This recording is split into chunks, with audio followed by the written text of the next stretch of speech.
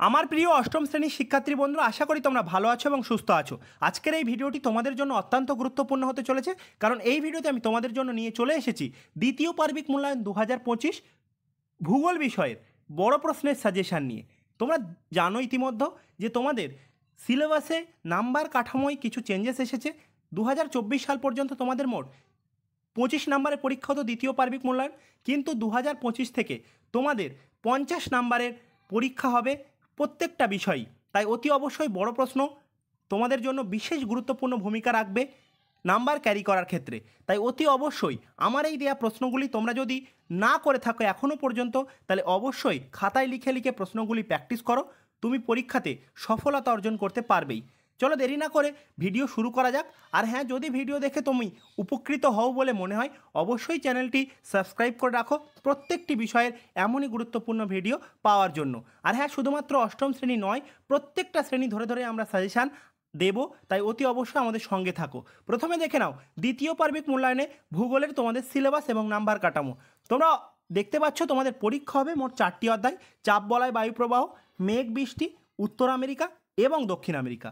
আর মোট নাম্বার থাকছে তোমাদের 50। এই 50 নম্বরের পরীক্ষায় 5 নম্বরে তোমাদের দুটো প্রশ্ন লিখতে হবে। অবশ্যই অপশান তো থাকবেই, বেশি প্রশ্ন দেবে তার ভিতরে দুটো প্রশ্ন লিখতে হবে, হয়তো 5টা প্রশ্ন দেবে তার ভিতরে দুটো প্রশ্ন লিখতে হবে। আর 3 নম্বরের প্রশ্ন তোমাদের লিখতে হবে 4টি। এই তোমাদের 22 নম্বরের বড় প্রশ্ন লিখতে হবে।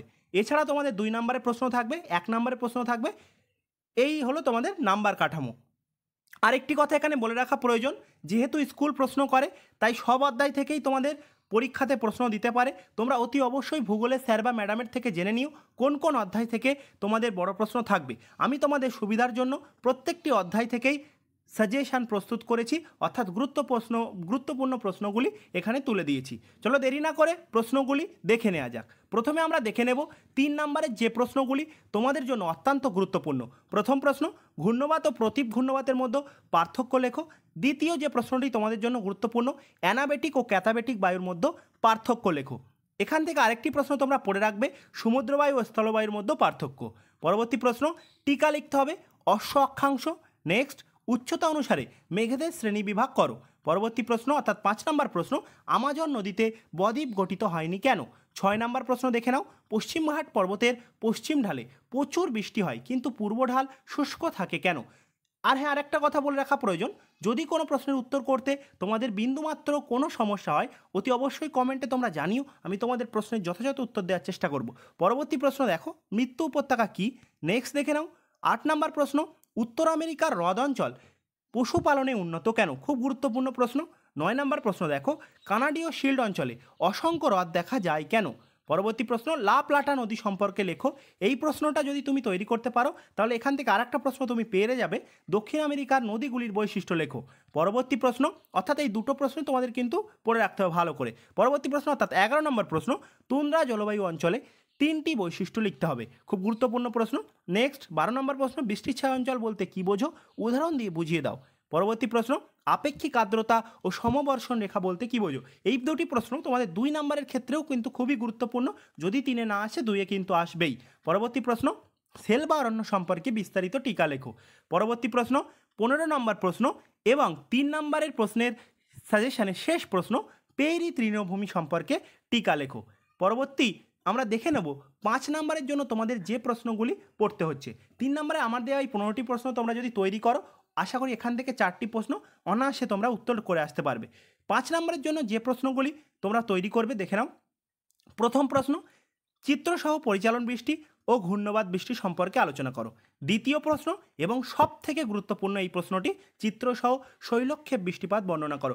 অবশ্যই ছবি ভালো করে প্র্যাকটিস করবে, ছবির সঙ্গে সঙ্গে বৃষ্টিপাত সম্পর্কে বিস্তারিত বর্ণনা দেবে। 5-এর ভিতরে তুমি 5 নাম্বার অবশ্যই পেতে পারো এই প্রশ্নটি। পরবর্তী প্রশ্ন, পৃথিবীর বায়ুর চাপ বলয়ে চিহ্নিত চিত্র অঙ্কন করো। 4 নাম্বার যে প্রশ্নটি তুমি গুরুত্বপূর্ণ দেখে নাও, চিত্রসহ নিহিত বায়ুপ্রবাহ ব্যাখ্যা করো। 5 নম্বর প্রশ্নটি দেখো, উত্তর আমেরিকার হ্রদ অঞ্চল কৃষিতে ও শিল্পে অধিক উন্নত কেন। খুব খুব গুরুত্বপূর্ণ প্রশ্ন, প্রায় পশ্চিমবঙ্গের 90% স্কুলে এই প্রশ্নটা দিয়ে থাকে। পরবর্তী প্রশ্ন, পম্পাস অঞ্চলের কৃষিকাজ, পশুপালন এবং স্বাভাবিক উদ্ভিদ সম্পর্কে লেখো। পরবর্তী প্রশ্ন অর্থাৎ 60 নম্বর প্রশ্ন, কানাডার শিল্ড অঞ্চল কাষ্ঠ ও কাগজ শিল্পে উন্নত কেন। পরবর্তী প্রশ্ন 8 নম্বর প্রশ্ন দেখে নাও, উত্তর আমেরিকার জলবায়ু বৈচিত্র্য সম্পর্কে সংক্ষেপে লেখো। এবং 9 নম্বর প্রশ্ন এবং আজকের সাজেশনের সেই সঙ্গে সঙ্গে শেষ প্রশ্ন, দক্ষিণ আমেরিকার জলবায়ু বৈচিত্র্য সম্পর্কে সংক্ষেপে লেখো। 5 নম্বরের এই 9টি প্রশ্ন থেকে আশা করি তোমরা 2টি প্রশ্ন অনায়াসে পরীক্ষাতে কমন পেয়ে যাবে। আশা করি এই প্রশ্নগুলি বাড়িতে যদি তুমি লিখে লিখে প্র্যাকটিস করো, বড় প্রশ্নের ক্ষেত্রে তোমার আর কোনো চিন্তা করার প্রয়োজন নেই। যদি ভিডিও ভালো লাগে অতি অবশ্যই চ্যানেলটি সাবস্ক্রাইব করে ভিডিওতে একটি লাইক করে দিও।